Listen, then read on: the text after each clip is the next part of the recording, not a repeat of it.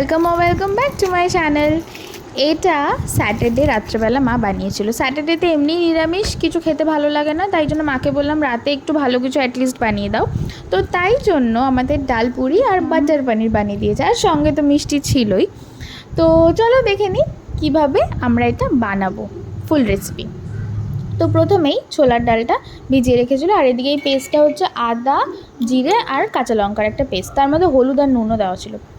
তো ডালটা গ্রাইন্ড করে নিল, করে এবার তেলের মধ্যে একটু কালো জিরে ফোড়ন দিয়ে প্রথমে মশলাটা দিয়ে ভালো করে কষিয়ে নেবে, যাতে কোনো কাঁচা মশলার গন্ধ যেন না বেরোয় আমাদের ডাল পুরি থেকে। তো দেখো মশলাটা পুরো একদম ভাজা ভাজা করে নিয়ে এবার যে ডালটা বেটে রেখেছিল সেই ডালটা দিয়ে দিল। এটা দিয়েও আমরা একটু ভালো করে ভেজে নেব। আর এ দেখো রান্নার আওয়াজ পেয়ে এনারা দুজন চলে এসেছে দেখতে যে কি রান্না হচ্ছে। তো যাই হোক, এদিকে দেখো ডালটা মোটামুটি ভাজা হয়ে গেছিলো। তারপরে মা একটু চিনি আর নুন দিয়ে আরেকটু নাড়াচাড়া দিয়ে নামিয়ে নিল। তো ঠান্ডা হয়ে যাওয়ার পর হাত দিয়ে একটু মেখে নেবে, কারণ ওটা দলা দলা থাকে। তো এবার আগের থেকেই ময়দাটা মেখে রেখেছিলো, সুন্দর ময়াম দিয়ে নরম করে মেখে রেখেছিলো। এর মধ্যে এবার একটা একটা করে লেচিতে পুর দিয়ে ভালো করে মুড়িয়ে রাখছে আর কি। আর এদিকে মা বাবা দুজন মিলেই আর কি পুর ভরছে। এই যে সবগুলো রেডি হয়ে গেছে, এবার এটাকে সাইডে রেখে আমরা কী বানাবো, বাটার পনির।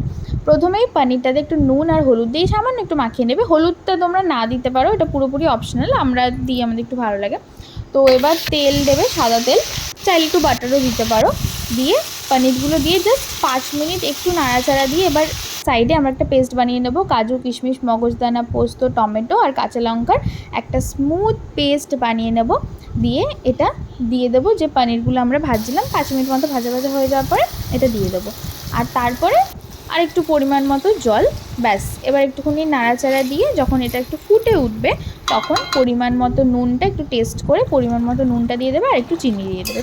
মিষ্টি মিষ্টি ভালো লাগে খেতে। আর নামানোর আগে আর একটুখানি বাটার দিয়ে দেবে, যতটা তোমাদের ভালো লাগে মন ভরে বাটার দিয়ে দেবে। দিয়ে রেডি।